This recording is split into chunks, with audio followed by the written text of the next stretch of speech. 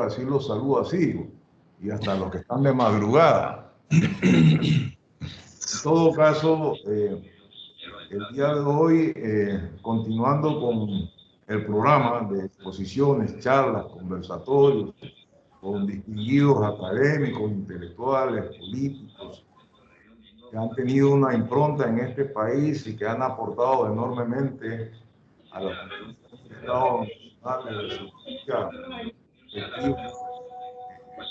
En esta ocasión vamos a contar con la exposición de la doctora Idania Perigó. Debo confesar algunas cosas, ella no se va a sonrojar por eso. Yo la primera vez que me hablaron de ella le hice una entrevista porque en ese momento estaba coordinando la maestría de Relaciones Internacionales y llegó un poco tímida, pero la hoja de vida hablaba por ella y cuando ella empezó a hablar dije, monte, ella habla más que la hoja de vida. Me impresionó realmente muchísimo ver el manejo puntual sobre un tema que en lo particular también he trabajado y hablar sobre el Indo-Pacífico.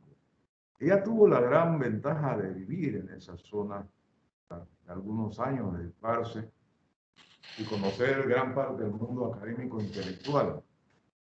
Y ciertamente que yo todavía le comentaba a mis estudiantes, tanto de la maestría como de la licenciatura, que es uno de los temas que forzadamente o forzosamente o obligatoriamente va a estar en el escenario internacional. Para los que no han estado en ese área de estudios, debo decirles que el tema de Océano Índico ahora me ha estado perturbando, utilizo la palabra exacta, de muchos años, porque si bien hablamos del Pacífico muy relacionado a nuestra historia, por primera vez también vamos a entender que vamos a ser parte del centro de hegemónico estratégico del poder y todas sus variaciones. Entonces, como no voy a ser yo el expositor, sino la doctora Idania, yo quiero introducir precisamente a nuestra invitada y para eso le pedí al gran amigo Ernesto Cerrut, diplomático también con una sólida formación, que conoce el tema, para que compartiera como moderador en esta oportunidad. En consecuencia, para no tomarles más tiempo, le agradezco nuevamente a la doctora Idania Perigó y a nuestro amigo y funcionario de la Cancillería, Magíster Ernesto Cerro, para que pueda empezar la reunión del día de hoy. Saludos. Gracias, doctor Spence. Es un placer colaborar con su gestión al frente de la Academia Diplomática y por este medio poder saludar a muchos colegas, tanto de Cancillería como a nuestros funcionarios en el servicio exterior. Es un gran placer y también tener acá a la doctora Idania Perigó, a quien tengo ahora el placer de conocer. Y la verdad que estoy también muy impresionado con su hoja de vida, como usted dice, extraordinario. La doctora, si me permiten, esto voy a cerrar aquí para hacer una pequeña síntesis de su currículum. Ok, la doctora, básicamente sus áreas de concentración académica, relaciones internacionales, derecho administrativo, laboral, constitucional y derechos humanos. Su formación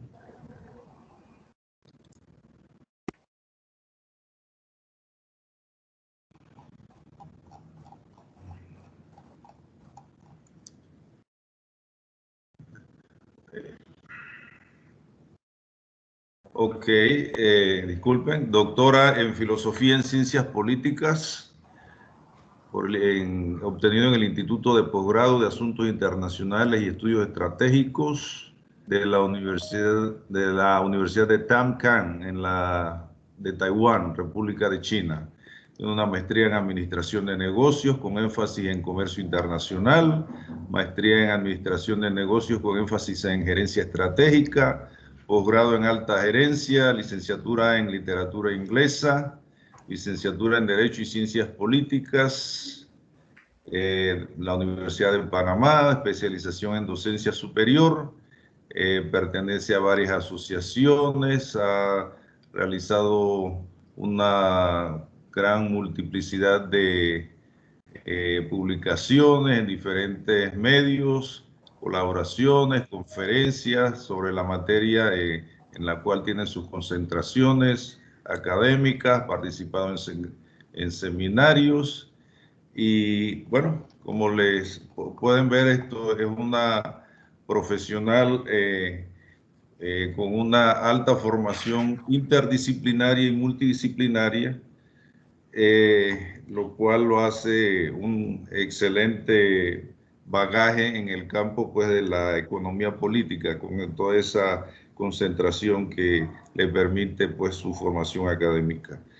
No quiero extenderme mucho. La doctora en este momento, en este caso, en esta oportunidad, nos estará hablando sobre la cultura estratégica, examinando el concepto de región Indo-Pacífico, lo cual esto es una gran novedad, creo, sobre todo desde la perspectiva de la cultura, de la estrategia como tal, y estamos seguros que la doctora nos dará muchas luces sobre esta temática en una región tan importante, muy vital para las comunicaciones, el comercio, la economía, en términos geopolíticos, geoeconómicos, geoestratégicos, y pues saldremos muy iluminados desde la perspectiva tan multidisciplinaria que tiene la doctora en su formación académica y también en la práctica de la docencia.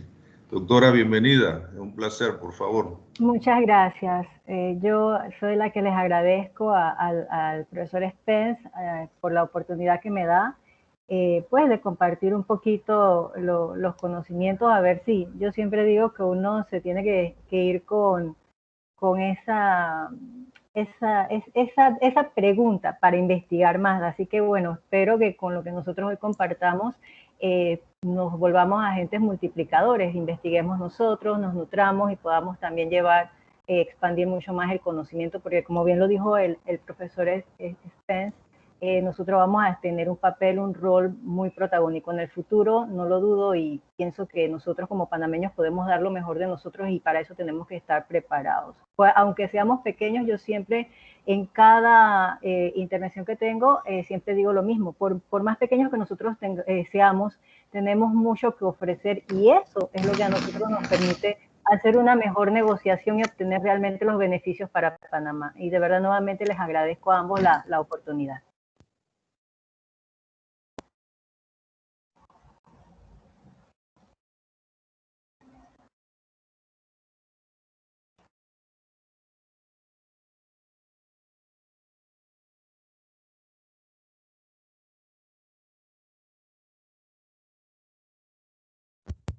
¿Se me escucha?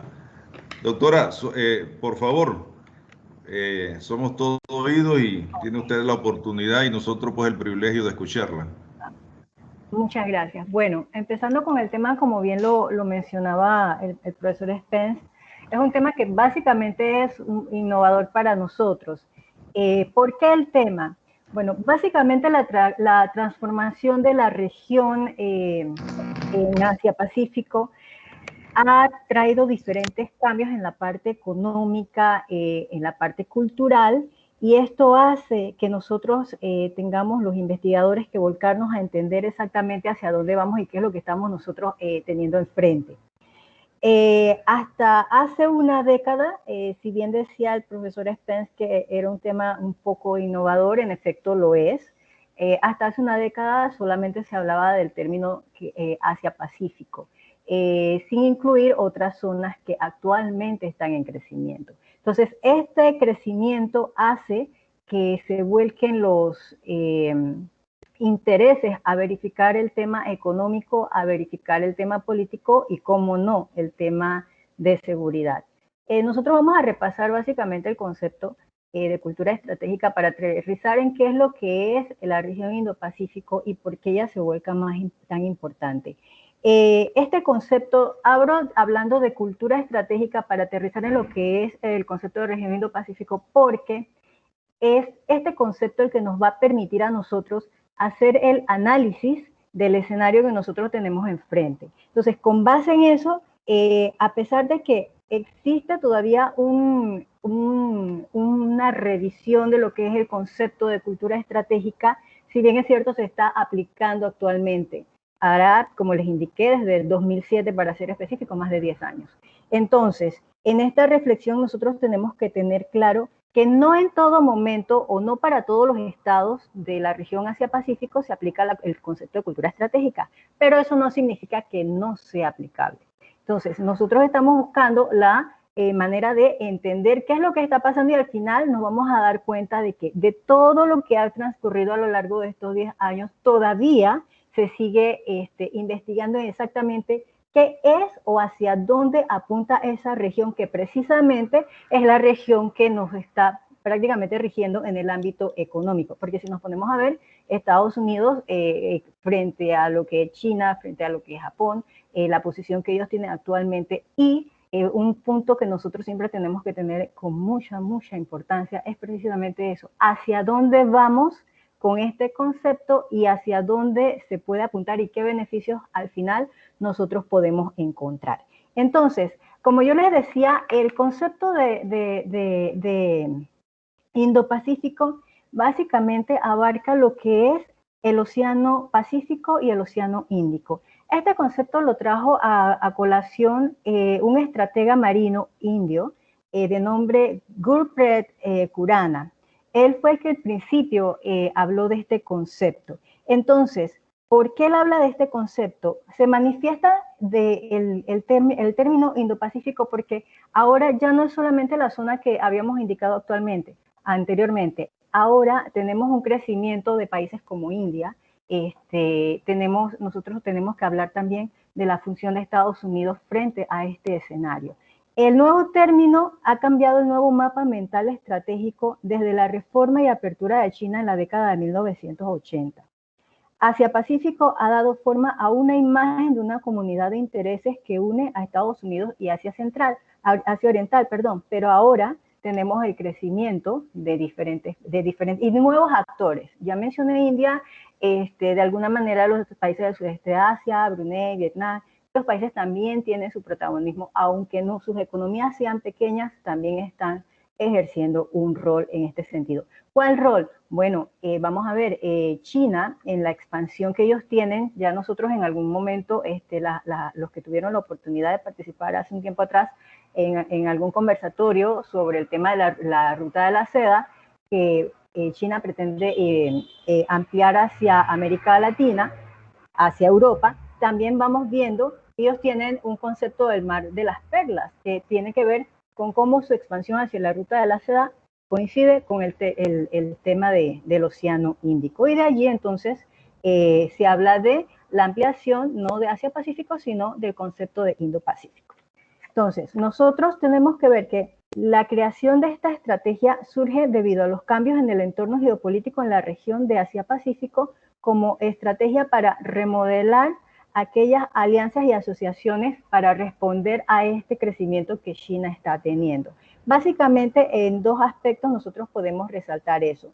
El debilitamiento relativo de la posición dominante de los Estados Unidos y el desplazamiento cada vez mayor de la gravedad geopolítica y ese peso económico que les había comentado al principio hacia el área del Océano Índico. Entonces, yo había traído una presentación, pero bueno, ya partí, no sé si la puedo compartir o no. Un segundo, déjenme ver para ver si se puede ver acá. ¿Ustedes la ven? ¿No la ven? Hola, ¿alguien no ven la pantalla? Bueno. No se ve, profesora. No, Vamos a bueno, solucionar. okay. Vamos a solucionarlo.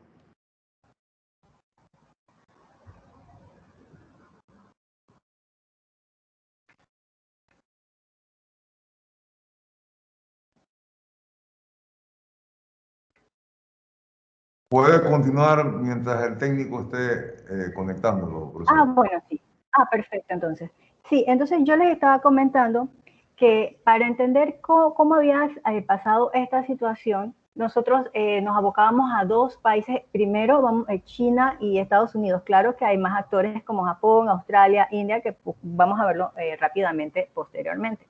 Entonces, nosotros tenemos que hay un debilitamiento de lo que es la estrategia de Estados Unidos en la región. ¿Esto qué significa?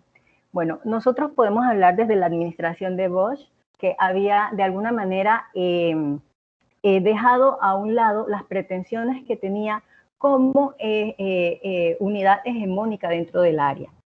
Con la estrategia de Obama, ¿verdad? Ellos dejaron a un lado, intentaron rehacer lo que se había dejado de Bush, sin embargo, no fue suficiente. Ellos plantearon entonces lo que ustedes en algún momento habrán escuchado que se llama el rebalance o el pivote en Asia, que quería Estados Unidos. Acá exclusivamente con el tema de Taiwán, exclusivamente con el tema de Hong Kong, Obama trataba de ser el pivote para contener, ¿verdad?, la situación que estaba atravesando en su momento el tema de China con el tema de Taiwán como provincia rebelde. Eso ahora, como nosotros estamos hablando del término Indo-Pacífico, eso ahora queda a un segundo plano delegado porque ahora el término se abarca no solamente a la parte geográfica, sino también a la parte económica, porque estamos hablando del crecimiento de diferentes estados o países. En este sentido, entonces, la nueva administración, la administración actual, la de Trump, él intenta desplazar el término que es el rebalance o pivote e intenta hacer una especie de reequilibrio con el nuevo concepto, adoptando entonces el tema de Indo-Pacífico. ¿Qué significa esto? Que Estados Unidos le da más relevancia a India y a otras democracias asiáticas, como yo mencioné hace un momento, no solamente los países como Japón, los países como Australia, sino que los países más pequeños de la ASEAN, por ejemplo, del sudeste de Asia, están tomando más relevancia, están tomando más participación, están dejando haciéndose sentir en función de los intereses económicos que ellos quieren y cómo se sienten afectados ante las actuaciones de China. Entonces, esta estrategia es una actualización de lo que anteriormente indicamos que era el reequilibrio de Obama, que exclusivamente estaba para la parte, como les indiqué, contener a China, con Taiwán, con Hong Kong, el tema de las islas pescadores, que en japonés es Senkaku. En ese tema operaba lo que era el reequilibrio de Obama. Entonces, con la nueva estrategia, ¿verdad? Se trata de buscar una mejora simultánea del compromiso económico de los Estados Unidos, se busca una cooperación en materia de seguridad y en el potencial de elaboración de las normas que puedan regir. Aquí abro un paréntesis. La postura de Japón es más que todo hacer reglas en función del tema Indo-Pacífico antes que lo que es el mismo trato de cooperación. Japón en ese sentido busca también lo que es hacer sus reglas, manifestar reglas claras en función de el escenario que ellos están viviendo. También la estrategia de Trump busca una visión libre y abierta. ¿Qué quiere decir esto? Trataba de enlazar la política comercial con el tema de seguridad. Aquí también tengo que hacer otra acotación.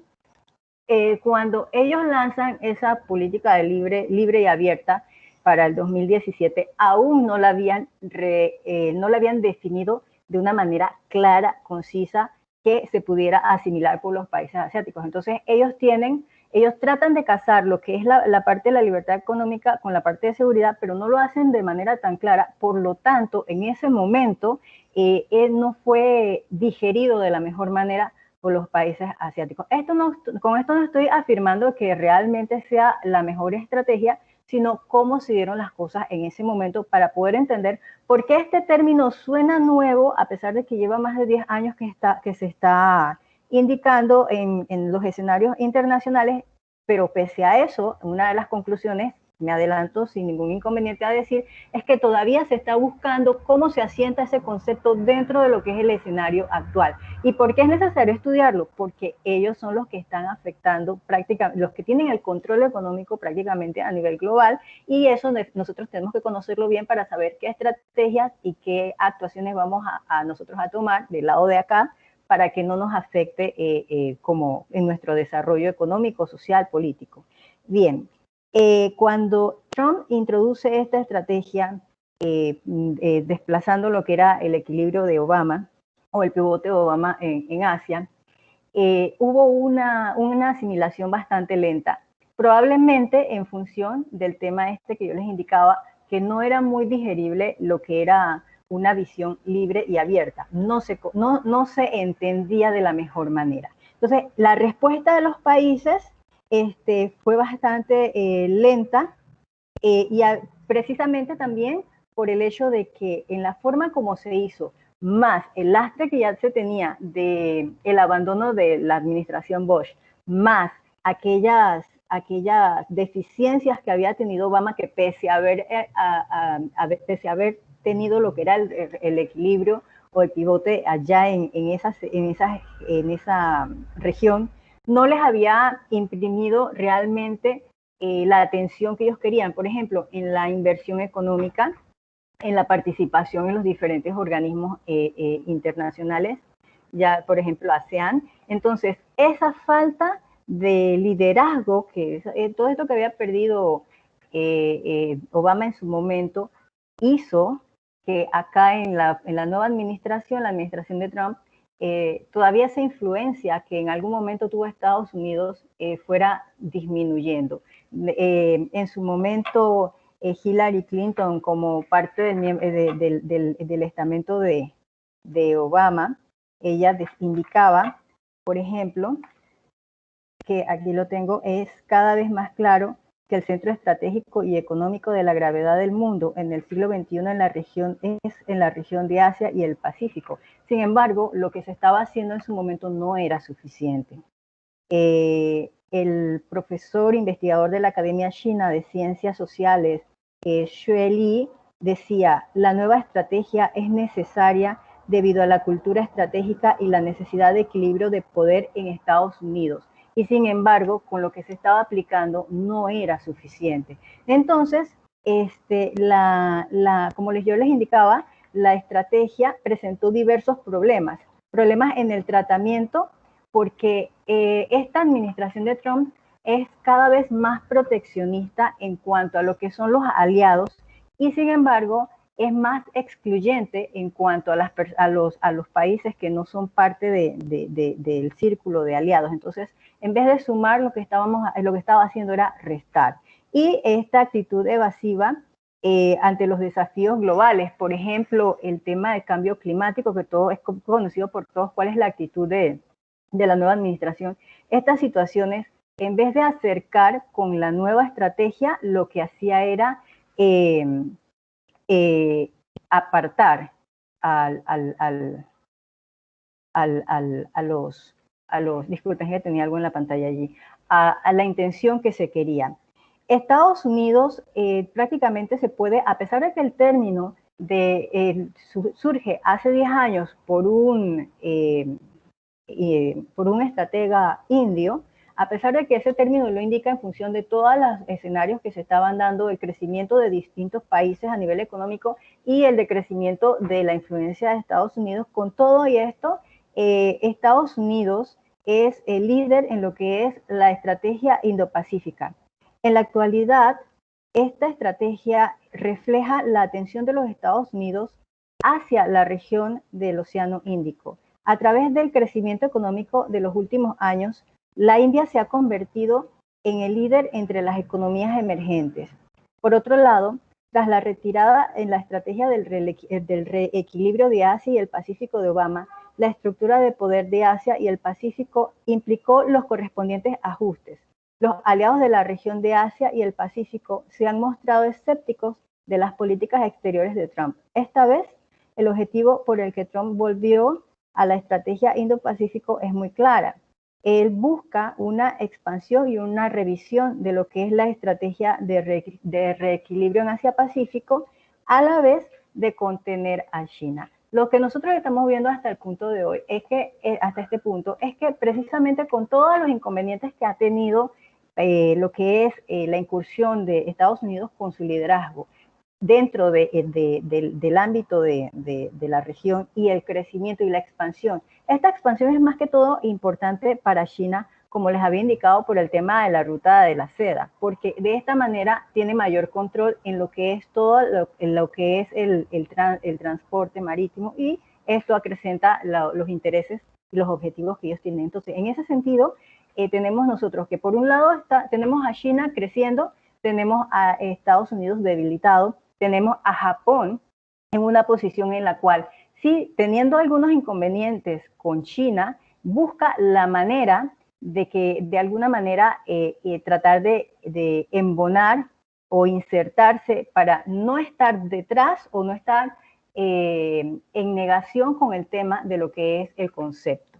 No obstante, no todos los países de la región, como bien indiqué al principio, no todos los países de la región han estado realmente abocados al nuevo concepto. Por ejemplo, cuando nosotros hablamos de los países que están a favor o que tienen algún beneficio, nosotros podemos mencionar a India, podemos mencionar a Australia, podemos mencionar también en un debido momento a Japón. Japón había asumido la estrategia Indo-Pacífica porque le convenía. En un momento dado, cambió de estrategia a visión.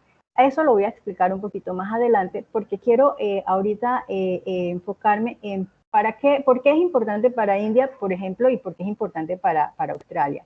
En el caso de India, que sí aprueba el tema de la estrategia porque le conviene por el efectos de su crecimiento, siempre ha sido un país con grandes ambiciones nacionales y es uno de los defensores más importantes de este concepto, porque él puede aprovechar esta oportunidad para promover la justificación y racionalización de sus intereses en el sudeste asiático, ampliar su presencia en Asia Central, fortalecer su cooperación política, económica y militar con los Estados Unidos y sus aliados, y aumentar de manera integral la influencia de la India, en los asuntos internacionales. Para Australia es uno de los primeros países en hablar de este término, precisamente porque se abocó a introducir el concepto de India. Nosotros creo que mencionamos hace un momento que este concepto de Indo-Pacífico contiene dos situaciones: la parte geográfica, que en efecto afecta a la parte económica, y lo que es propiamente el crecimiento de los países que están siendo incluidos ahora en este nuevo concepto. Entonces, Australia fue uno de los primeros países que incluyó el concepto India en la década de 1960, pero es hasta en 2007 que se habla ya propiamente como una estrategia por el crecimiento que hasta el momento se ha consolidado en esta región.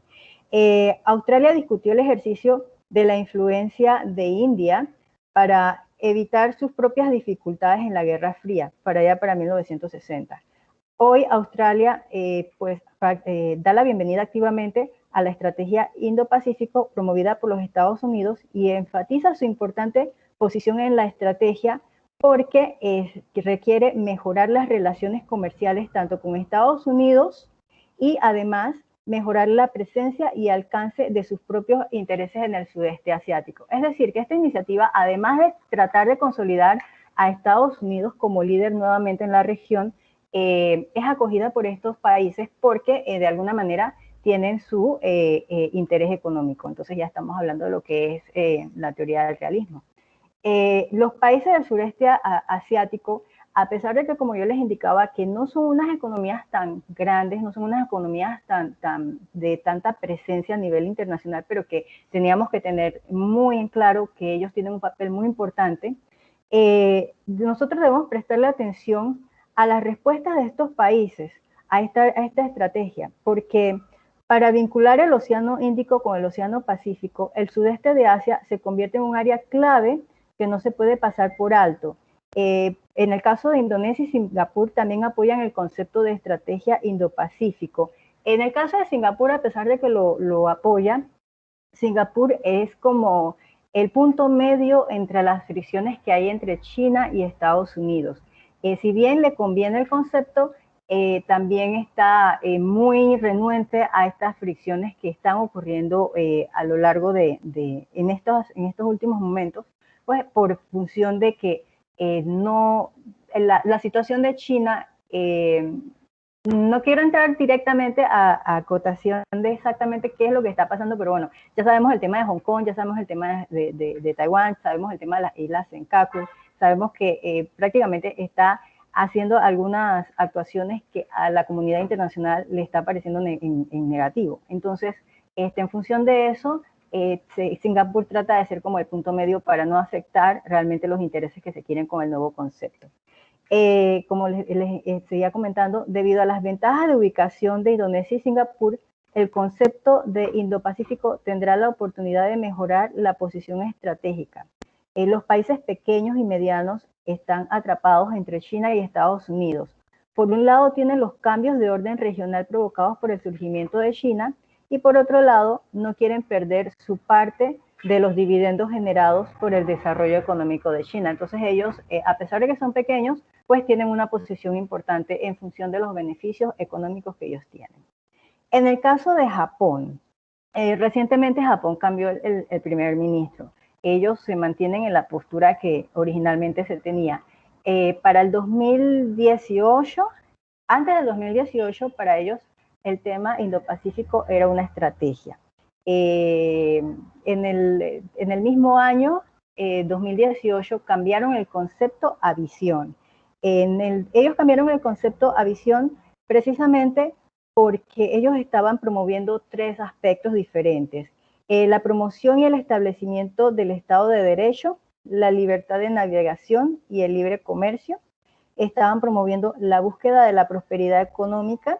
Cuando es esto, hablan de una conectividad física, una conectividad personal y una conectividad institucional. La conectividad física se refiere al establecimiento de infraestructuras que le permitan a ellos realizar los objetivos de crecimiento económico. En cuanto a la conectividad de personas, ellos hablan de lo que es la cooperación o el acercamiento entre la persona propiamente humana, todo lo que es cooperación, asistencia, ayudas en lo que son seguridad no tradicional. Seguridad no tradicional es lo que, por ejemplo, acá en Panamá le llamamos SINAPROC, todo lo que se afecta por todas las afectaciones que surjan hacia el Estado, pero que no sean producto de por ejemplo, huracanes, terremotos, inundaciones, el cambio climático, todas estas situaciones, el terrorismo cibernético, todas estas situaciones entran dentro de lo que es la seguridad no tradicional. Entonces, allí es donde Japón, cuando habla de conectividad personal, trata de buscar prestar la ayuda a estas personas que sufren estos eventos. Y cuando habla pues de la conectividad institucional, ya propiamente entonces está hablando de lo que serían las relaciones económicas que se quieren hacer con los diferentes estados. También Japón busca con esta iniciativa, que no la quiere llamar estrategia, sino más bien visión, busca un compromiso con la paz y la estabilidad. Entonces, este concepto para Japón, la decisión de cambiar este concepto es como coincidió con el calentamiento de las relaciones de China. Hubo un momento dado en el que, producto de los temas que ellos están manejando a lo interno, hubo una fricción. En ese momento Shinzo Abe hizo un viaje, tenía 7 años que no viajaba a China, hizo un viaje, el presidente Xi Jinping lo recibió. En ese momento él cambia el término de estrategia a visión y a partir de allí entonces el presidente chino indica que las relaciones están nuevamente partiendo en el curso que realmente se debía dar. ¿Qué pasa actualmente? Bueno, en la actualidad el rejuego de poder y ante las maniobras de China, como ya les había comentado con el tema de Hong Kong y los derechos humanos, con el tema de Taiwán, que es algo que ya viene desde el inicio del establecimiento de la República, las demandas de los mares de China Oriental y Meridional en India, el tema que tiene con la frontera de India a través del Himalaya, ha dado como resultado un acuerdo sin precedentes que toda la región prácticamente se enfoque a abocar el término Indo-Pacífico precisamente pues por los temas que está pasando con China. Actualmente el Ministerio de Defensa de Australia publicó una actualización estratégica y un plan de estructura de fuerzas destinado a tratar de contrarrestar a China. China e India acordaron poner fin a un enfrentamiento militar a lo largo de la disputa de la frontera que les mencioné anteriormente. Y en cuanto a Japón, ellos publicaron un informe anual de defensa en el que criticaban los implacables y unilaterales intentos de China de cambiar el status quo mediante la coerción en el área marítima alrededor de las Islas Pescadores. Las Islas Pescadores son las Islas Senkaku. Entonces, nosotros tenemos que, originalmente, si nosotros revisamos el concepto, nosotros tenemos que, originalmente, es un concepto que nace porque tenemos una parte de estados que está creciendo a nivel económico. Por otro lado, tenemos que hay una expansión, un interés tanto de China también, porque en su momento dado China apoyó o China permitió que este concepto tomara mayor fuerza porque precisamente le conviene el tema del transporte marítimo por el área. Entonces tenemos la parte geográfica, tenemos la parte del crecimiento económico. Pero también, como les indicaba al principio, yo partía al hablar de Indo-Pacífico con el término de cultura estratégica porque, como les indiqué al principio, no todos los estados, a todos los estados se le aplica, porque geográficamente amplio el concepto de Asia-Pacífico a Indo-Pacífico, y no significa que no sea aplicable, pero todos están dentro.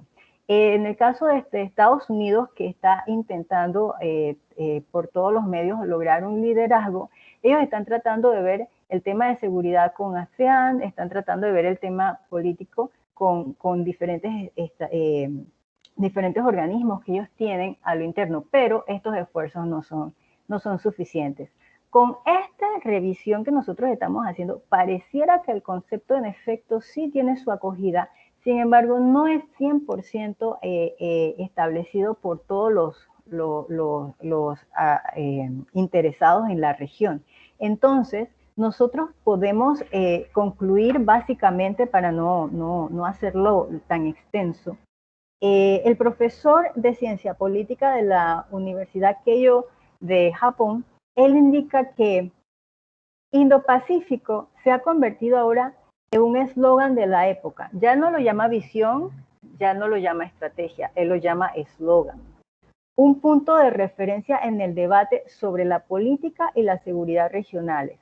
Sin embargo, no está claro que exista un acuerdo generalizado en la región sobre su alcance o su papel frente a una China en ascenso en general y su iniciativa de la Franja y la Ruta en particular.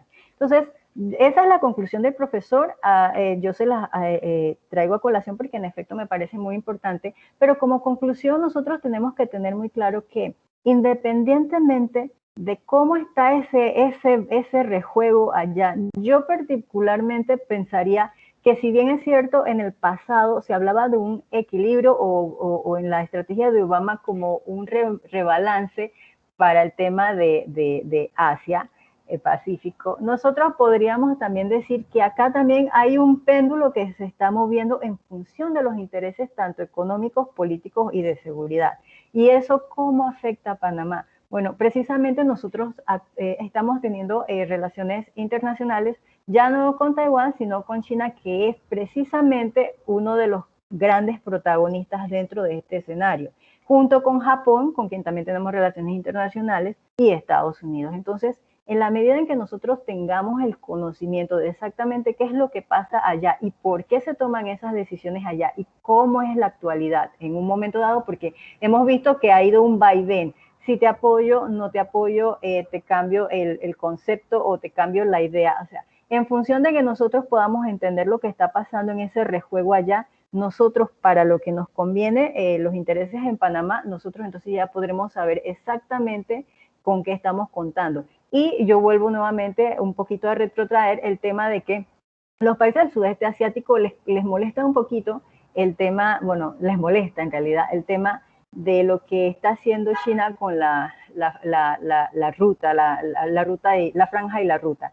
Nosotros tenemos que saber que nosotros también vamos a formar parte de esta iniciativa de China. Entonces, con eso en mente, nosotros podemos saber cómo vamos a negociar o cuáles son los beneficios que nosotros podemos tener, tanto con Japón, tanto con Estados Unidos, con China y obviamente con el resto de los países que están dentro de ese concepto. Y académicamente nos parece importante, como bien lo dijo el profesor Spence, conocer exactamente qué es lo que está pasando a nivel internacional en esa área en función de las nuevas, los nuevos escenarios y los nuevos estados, países que están surgiendo ahora con el crecimiento económico.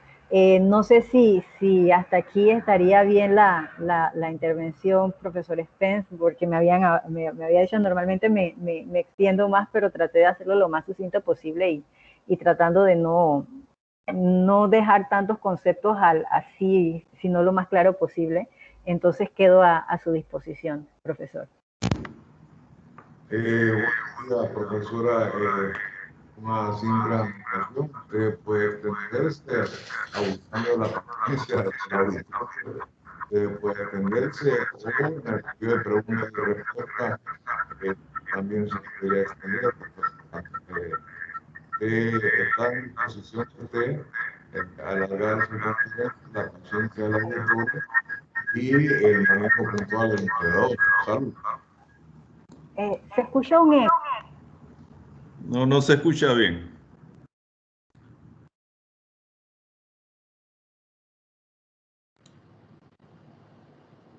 ¿Se escucha? Sí. Bueno, doctora, gracias por la intervención y darnos luces, ampliar nuestros horizontes intelectuales sobre la temática. Usted ha hecho una exposición sobre la evolución del concepto, los actores, la intención en el fondo, siempre tratar de contener a China de una u otra manera por de parte de los diferentes actores. Nos damos cuenta que el concepto no es unicéntrico. Por parte de China, o sea, ese es un actor bastante unificado, de acuerdo a su sistema de gobernabilidad, que sabemos que es de partido único, el partido controla el Estado. Por la otra parte, pues los estados que participan, los mayores actores, tales como Japón, Estados Unidos, India, Australia, tienen sus propios intereses, aun cuando los tratan de reunir pues, en una forma diplomático-política, estratégica, pero se ve pues las diferencias en cuanto a la conceptualización que tienen y la visión o el enfoque que tienen sobre el concepto, ¿ves? Lo cual me da a entender a mí, no sé, esperemos ahora en el periodo de pregunta y respuesta de que no es un concepto pues unicéntrico. Y siempre pues tratando de contener a China en la evolución de su crecimiento económico, sus ambiciones militares, geoestratégicas, etcétera.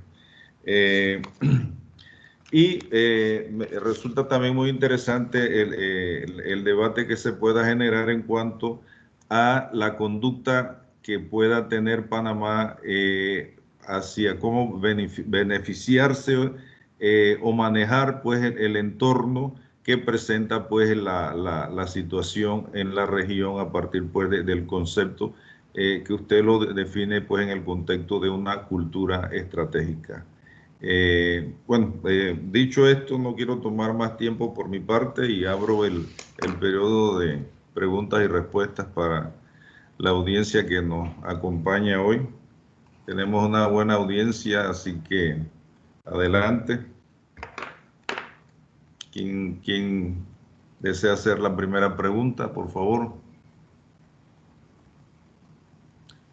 No tengo a nadie aquí levantando la manito.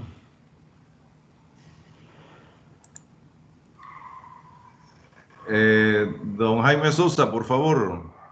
Señor cónsul.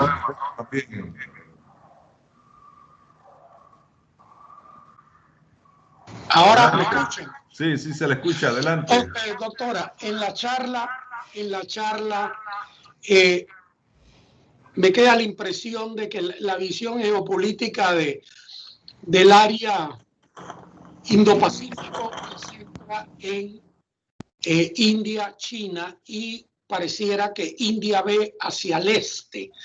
Pero el Océano Índico tiene otros actores, que es toda la zona petrolera del Golfo Pérsico.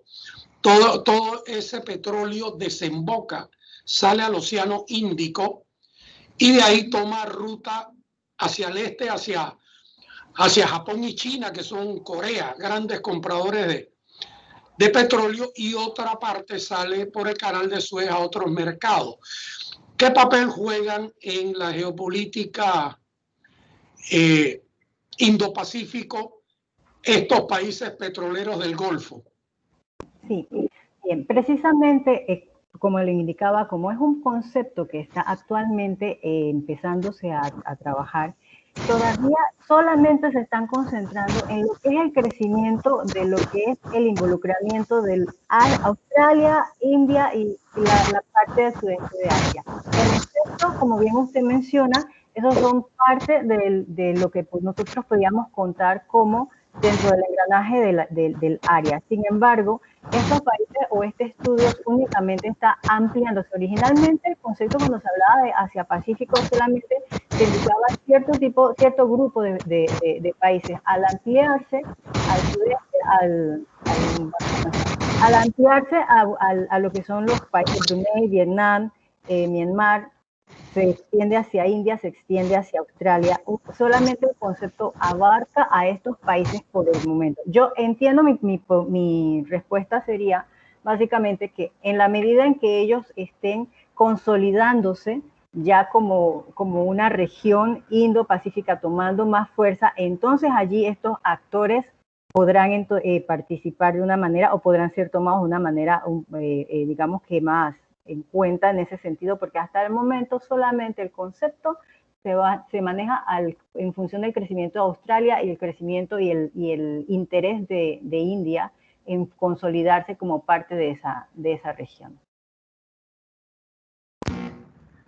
Gracias, doctora. Tengo aquí en lista de participantes al licenciado Camilo Valdelamar, que es el subdirector de Relaciones Económicas Internacionales.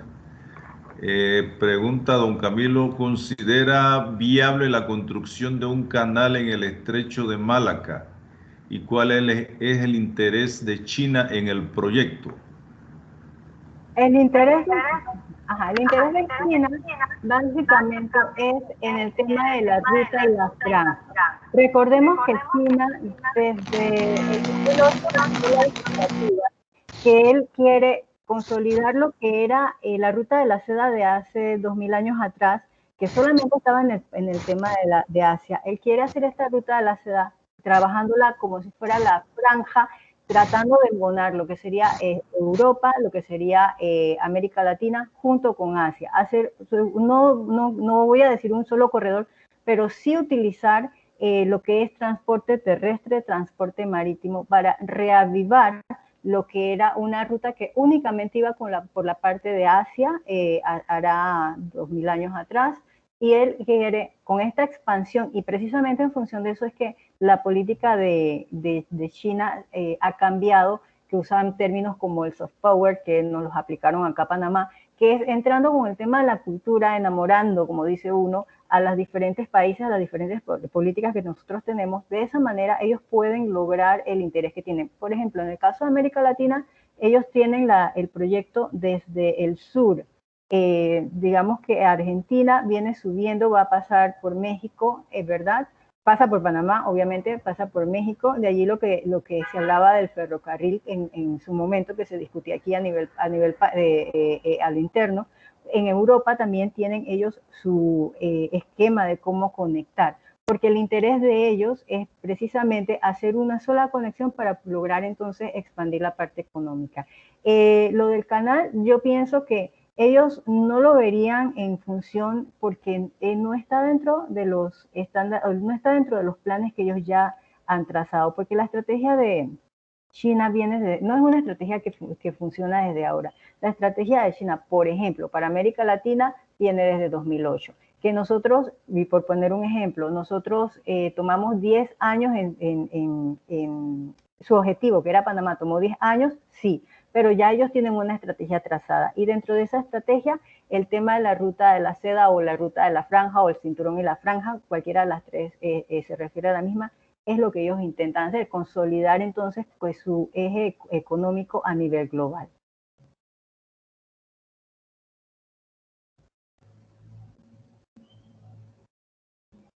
No le oigo. No se te escucha, Ernesto, tienes el micrófono apagado y la embajadora Deus Navarro está en la lista. Así. Ok, perfecto. Disculpen. Sí, la licenciada Nadia Montenegro y seguidamente la embajadora Deus Navarro. La licenciada Nadia Montenegro, subdirectora de Asuntos Jurídicos y Tratados, pregunta, doctora Perigó, ¿cuál es el efecto de la carrera por el espacio en la estrategia del Indo-Pacífico? Ya trasladándonos al campo de la carrera espacial. Ok, recordemos que China no solamente tiene la consolidación económica global a nivel terrestre.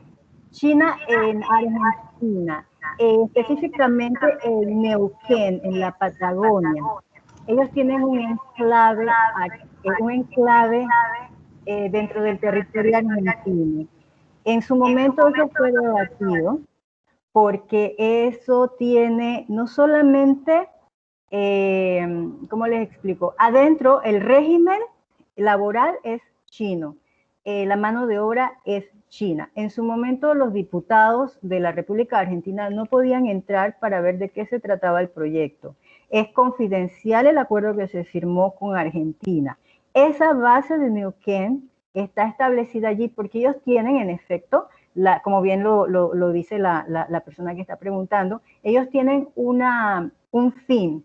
Ahí están estableciendo la base, ¿verdad?, satelital para hacer el seguimiento de los satélites en función del programa espacial que ellos tienen para ir al lado oculto de la Luna.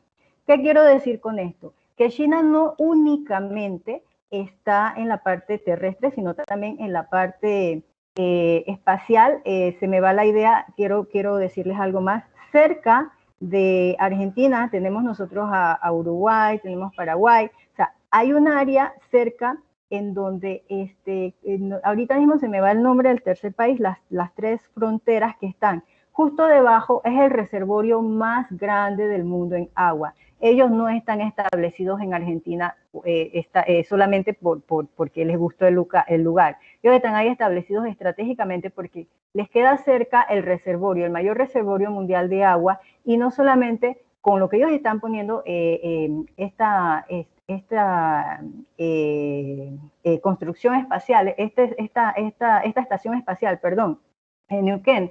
Con ello, ellos pueden hacer su seguimiento incluso a los satélites. Hay una guerra espacial entre Estados Unidos, entre China, o sea, acá lo que nosotros vemos es una parte de lo que realmente se tiene. Arriba, ellos tienen constantemente, de hecho, ellos se pinchan todos los días, creo que más de 1000 veces al día se pinchan en lo que es ciberespionaje. Entonces, con este establecimiento de esta base en Neuquén, ellos pueden tener mayor seguimiento de lo que realmente se hace por parte de Francia, por parte de Japón, por parte de Estados Unidos, y de esa manera, ¿eso qué es? Eso es inteligencia. ¿Qué se hace con eso? Eso es parte del tema de la seguridad. Si yo aplico mi inteligencia, aplico mis canales de seguridad y sé qué es lo que está haciendo mi adversario, yo puedo controlar lo que está pasando en tierra. No sé si con ello le respondo. Gracias, doctora. Esa parte de la base la estación que tiene en la República Popular China, en Argentina, en territorio argentino, en Neuquén, es muy interesante. Es más, le agrego que eso se dio durante la administración de la presidenta Cristina Fernández de Cristina, Kirchner. yo tengo un artículo que no vio Había la mucha luz. afinidad y causó Sí, mucha controversia. tengo un artículo que no vio la También, luz, pero hicimos una para conferencia ponerlo en de varios temas. perspectiva, ¿me escuchan? Sí. Sí. Para Por favor, ponerlo en compañeros, cerremos los perspectiva, micrófonos.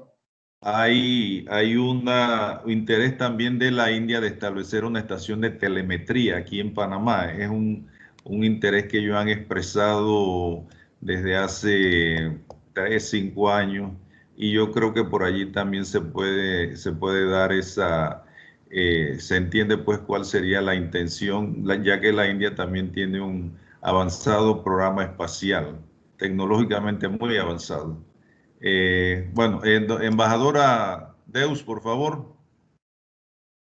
Bien. En diferentes ocasiones, la expositora habló de que para algunos países es estrategia y el otro es concepto de visión en cuanto a la región Indo-Pacífica. Yo quisiera saber, desde el punto de vista de ella, ¿cuál es la diferencia entre estrategia y visión para los mismos países? Okay. ¿Qué les conviene más y por qué el cambio? Okay. Le explico. Cuando me refería a que fue Japón el que cambió el tema de estrategia a visión. Cuando nosotros tenemos una visión es lo que nosotros queremos, nuestro objetivo principal y hacia dónde nosotros queremos llegar. Cuando hablamos de la estrategia son todas las acciones que nosotros vamos a hacer para un objetivo en común. Por ejemplo, cuando nosotros estamos hablando de, un segundo, disculpen. Cuando nosotros estamos hablando del tema de estrategia, nosotros lo que estamos visualizando es que Japón quiere realmente consolidarse en el plano económico, estableciéndose dentro de lo que sería el engranaje con función en sus beneficios. Cuando nosotros estamos hablando de la visión que tiene Japón, es porque él está respondiendo, ¿verdad?, a lo que es un interés en general. Japón empieza a tener intereses con controversias con China, entonces a mí no me conviene realizar determinados pasos que están dentro de lo que sería la estrategia Indo-Pacífica. Entonces yo le voy a decir por cuestiones, y valga la redundancia, estratégicas, yo le voy a decir a China, bueno, mira, ya yo no estoy en este plano de hacer actuaciones en función de, ahora yo lo que quiero es una visión, mi objetivo es cambiar para promover la paz, para promover la estabilidad. Entonces, estrategias siempre son actuaciones hacia un fin, la visión es el cúmulo o el objetivo hacia donde yo apunto, y en este caso fue el único país que cambió de estrategia a visión fue Japón. Cambió las actuaciones que él decía, bueno, si yo apoyo, vamos a hacer. ¿Por qué las cambió? Porque en términos generales, es como, lo voy a decir un poquito así, un poco más coloquial. Todo el mundo le está cayendo a China. Entonces yo prefiero decirle a China, mira, yo no te voy a caer a ti directamente. Yo comparto esta visión, pero para la paz mundial. Básicamente eso inteligentemente fue lo que hizo Japón, y en su momento entonces el presidente Xi dijo, ahora sí estamos consolidando lo que son las relaciones como deberían ser. Apenas se cambió el término por cuestiones de estrategia. Gracias, doctora. Ahora la embajadora Itzel Patiño tiene una pregunta respecto a las actuales protestas en Tailandia, de los jóvenes pidiendo reformas. ¿Cómo inciden estas protestas en la política de la región, en el plano de Tailandia? Bien. Reformas constitucionales y al sistema monárquico. Bien, nosotros tenemos que tener presente una cosa.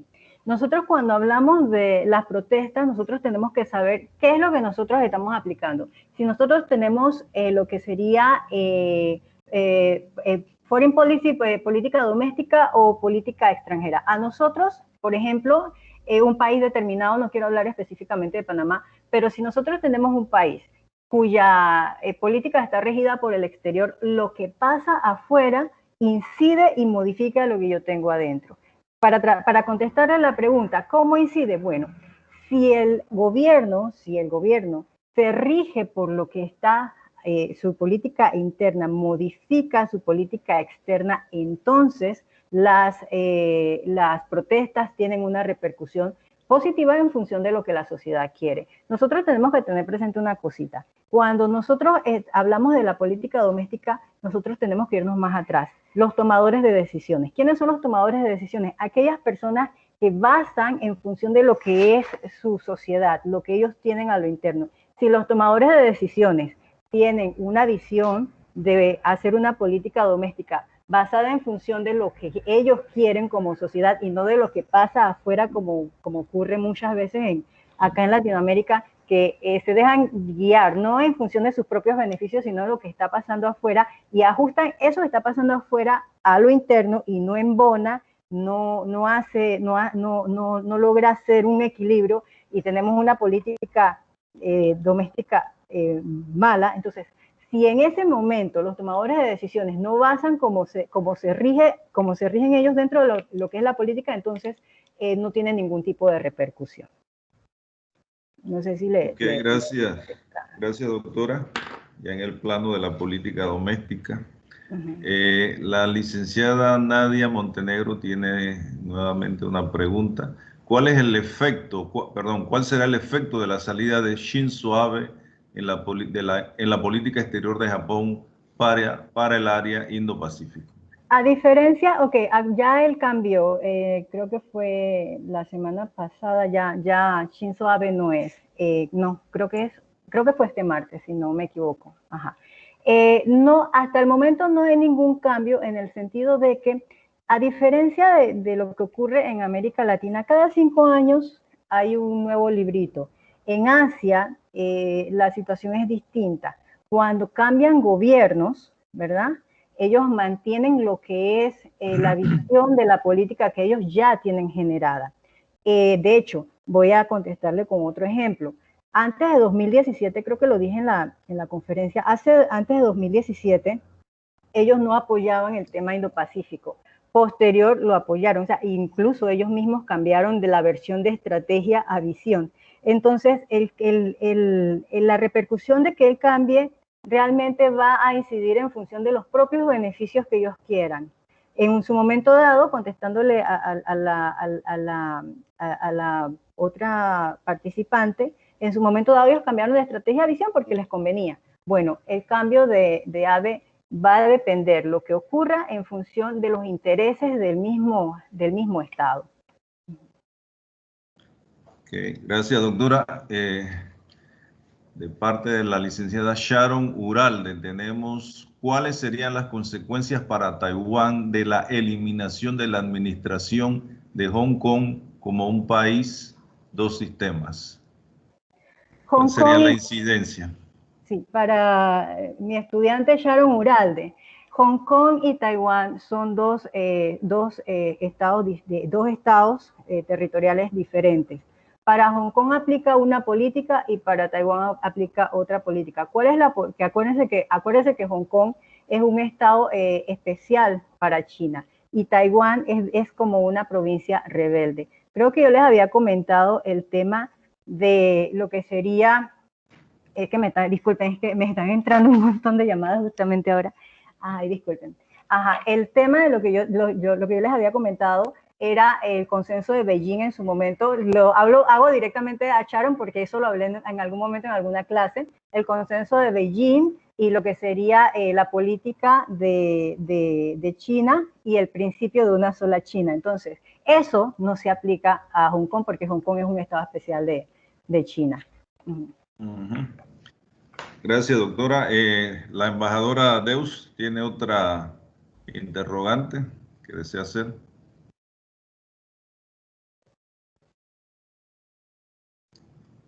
Embajadora Deus. Bien, ¿tenemos alguna otra pregunta mientras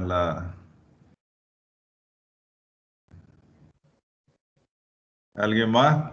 Aquí veo una pregunta, aquí dice, ¿es común que tanto China e India tengan agencias de sus sedes en el mundo? Eso depende, dice Nadia Montenegro, no había visto la pregunta, es que acabo de abrir aquí. Sí, Eso, nuevamente, sí. Eso depende de la estrategia que tenga el país para su defensa nacional. Por ejemplo, en Nicaragua, Rusia tiene, ahí están apostados. En Bolivia, Israel está apostado también en Bolivia. Entonces uno se pregunta, wow, ¿qué ellos están haciendo en estas áreas? Eso responde exclusivamente a los objetivos de seguridad y estrategia que ellos tengan. Entonces, si es común o no, dependerá de la estrategia del Estado. Doctora, y en ese ámbito, si me permiten, como moderador, claro. en ese ámbito, ¿cuál sería, cómo vería usted, cuál es su opinión respecto a la posibilidad, es potencialmente probable, de que el Panamá, el gobierno panameño, cualquiera sea la administración, firme un tratado, un convenio para el establecimiento de una estación de telemetría aquí en Panamá por parte de la India? Primero habría que verificar los tratados que nosotros tenemos, porque allí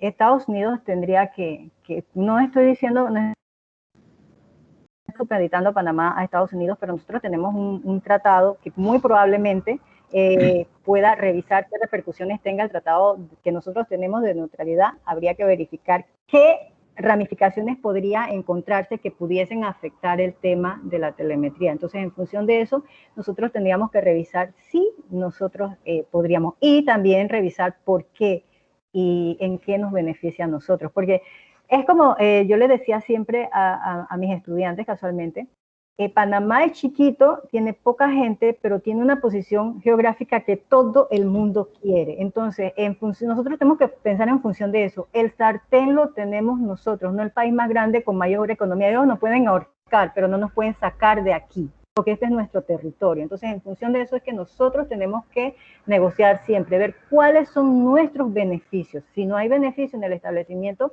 del centro por parte de India acá o de cualquier otro país, entonces nosotros no podríamos abocarnos a eso porque ahí no hay un beneficio realmente para Panamá. Hasta donde tengo entendido, ellos lo están enfocando en el contexto de la ciudad del saber. Pero le comento algo. Yo me voy un poco más allá con la experiencia de China en Neuquén, y disculpe que lo interrumpa. Ellos aplicaron el tema de la base de Neuquén como algo evidentemente científico académico, pero la cabeza principal de ese centro es el jefe máximo de el People Liberation Army, de la milicia de ellos. Entonces, si tú me estás poniendo a la cabeza como el único al que los científicos y los académicos le van a responder, eso significa que es evidentemente militar. Entonces, sí, por más que nosotros nos digan, bueno, es ciudad del saber, nosotros tenemos que ver más allá a qué es lo que responde realmente. Okay. Muchas gracias. ¿Alguna pregunta adicional, por favor, sobre este tema tan interesante que la doctora está dedicando su tiempo a hacer un análisis del mismo? ¿Alguien de los terceros secretarios? No he visto a ninguno por allí, por favor.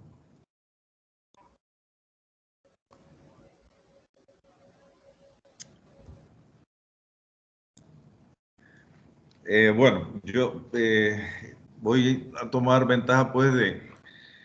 doctora, si podemos aplicar el concepto del Indo-Pacífico a un escenario real, ya sabemos teniendo a China por un lado y en este caso a la India por el otro lado, en esta región donde se puede decir son sus esferas de influencia, tenemos países como Nepal, tenemos a Bangladesh, tenemos a Pakistán, y los países insulares que están en el Océano Índico, los estados, islas como Comores, las Islas Comoros, Madagascar, Mauricio, Seychelles.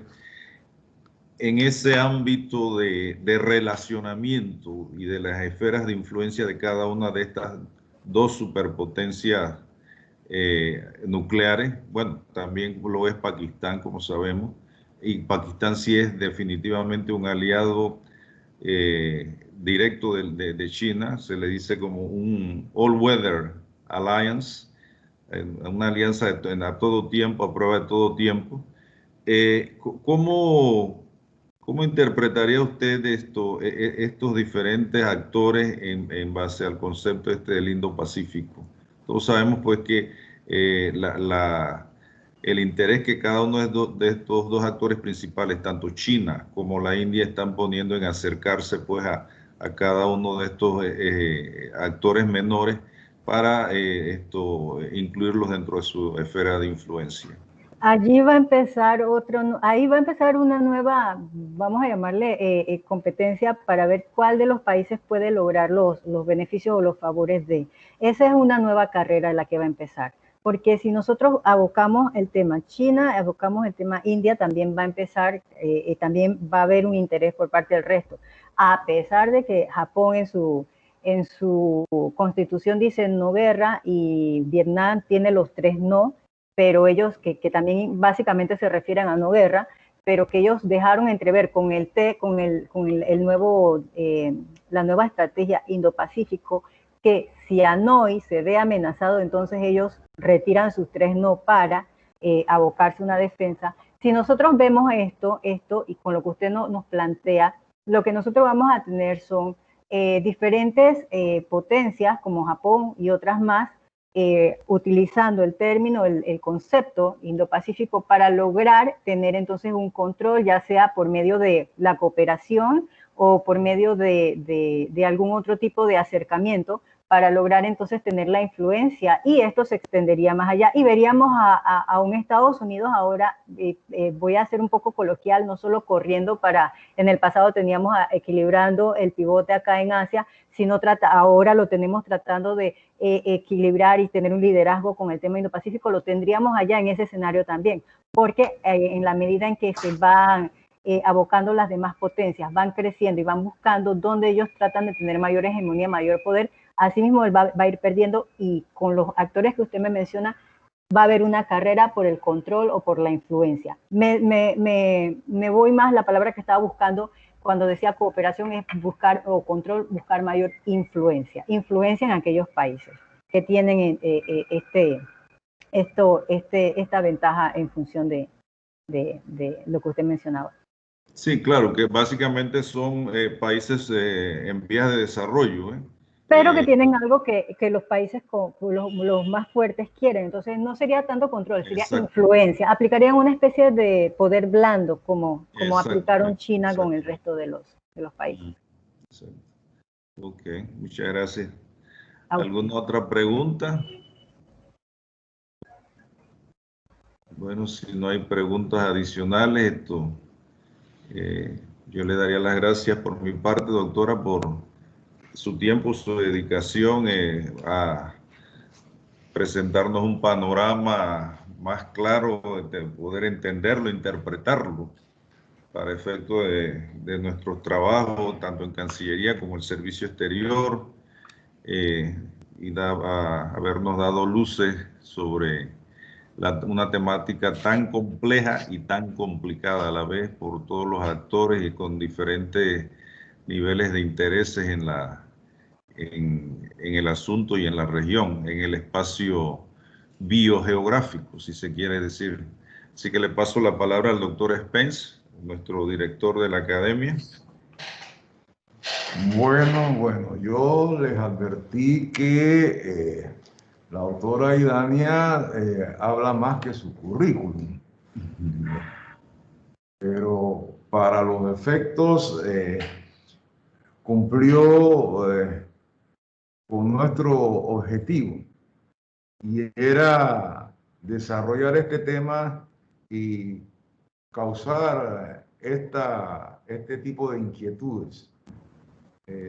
Sé que con esta conferencia muchos de ustedes van a querer conocer más por su propia cuenta y van a estar los que están en el extranjero aprovechando todos los escenarios donde hablan los representantes más importantes, las 24 economías del Pacífico.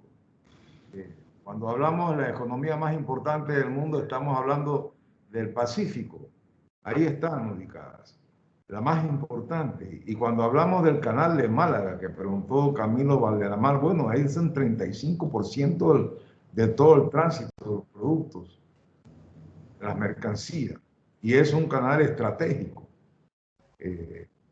Bueno, pero no voy a hacer yo, en algún momento me va a corresponder dictarles una conferencia sobre esta cuestión de carácter político. Yo diría que lo único que quedó en deuda con nosotros, la doctora, y eso va a ocasionar que la invitemos en otra ocasión, es hablar sobre la India. Miren, yo tengo más de 20 años hablando en este país, dando mis conferencias y todo sobre la India. Y como le digo a mis estudiantes, la India aquí en Panamá no son los que venden autos de segunda, ni que venden perfumes e incienso en la avenida central. La India es mucho más que eso. Es exactamente lo que sucedió con China. Igual va a suceder con Australia cuando los australianos se den cuenta que ellos son un continente importante. Y cuando dejen de estar en ese área, cuando dejen de estar bajo la influencia de Estados Unidos y actúen como australianos. Son temas muy importantes. Y aquí en la Cancillería llegó el momento en que nosotros tenemos que empezar a abordar temas de esa naturaleza y crear el recurso humano especializado. ¿No? Por eso yo creo mucho en este tipo de formación. Y la academia, por eso estamos más allá de los concursos, empeñados en fortalecer estratégicamente el recurso humano que tenemos aquí.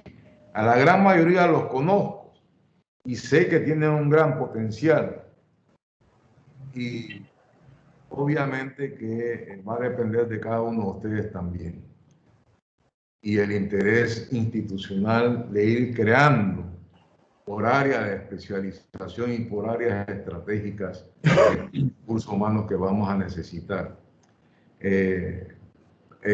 Panamá está en este momento atravesando por otra de las tantas fases históricas. Vamos a tener que preparar a este recurso humano para enfrentar esta nueva realidad que se viene construyendo antes de la pandemia. Pero después de la pandemia, lo que va a hacer, en algunos casos se va a acelerar mucho más. Y hay un tema que está pendiente ahí que no le prestamos la atención y es sobre el aspecto de la ciencia, tecnología, ingeniería e innovación. Y concretamente el tema también de la robótica y todo lo que eso significa para nosotros como país. Entonces, nuevamente le agradezco muchísimo a la doctora Idania Perigó el haber compartido con nosotros sus conocimientos. Y sé que hubiese querido proyectar, pero tuvimos una dificultad desde el punto de vista técnico. Así que la vamos a comprometer a que la conferencia nos pueda hablar sobre estos temas y fundamentalmente el papel de la India. La India juega un papel importante. Cuando hablamos del Océano Índico, yo le digo a mis estudiantes que es como cuando la India abre la ventana de su sala, ve el Océano Índico y dice, ese mar es mío. Entonces, ya es un tema con posesionamiento en el área de un país con potencialidad nuclear. O sea, no es fácil. Ese escenario que se está construyendo en el Indo-Pacífico es muy delicado. En consecuencia, nosotros tenemos que empezar a trabajar realmente como un país que puede contribuir a la solución de grandes problemas de la humanidad. Entonces no aprovecho más tiempo, agradezco nuevamente y al auditorio de lujo, siempre este es un auditorio de lujo que tenemos y cumpliremos con la misión de la formación de todo nuestro servicio exterior y los de la planta de la Cancillería. Les agradezco nuevamente y buenas tardes, buenos días, buenas noches, buenas a todos. Saludos. Yo también quiero agradecerle, profesor, nuevamente la oportunidad que tuvo y de verdad, si en algún momento estaba un poquito distraída, usted sabe por qué a esta hora me empezaron a entrar todas las llamadas que no me entraron en la mañana. Entonces, le agradezco muchísimo y sí, queda en deuda el tema de India, porque pienso que para asimilar mejor lo que nosotros tenemos a nivel geográfico, podíamos abordar el tema Indo-Pacífico para entonces ya concretarnos en lo que sería India propiamente como tal y los conceptos pues no variarlos, pero quedo en deuda para cuando usted indique. Sí, y le agradezco nuevamente. Si me permiten, aquí en la administración pasada hubo una visita oficial al más alto nivel que hay un funcionario del gobierno de la India haya hecho a Panamá, del vicepresidente de la India. Así que muchas cosas han quedado en el tintero. Sí. Parece bien. Sí, gracias. Saludos a todos. Buenas tardes a todos. Saludos. Buenas tardes.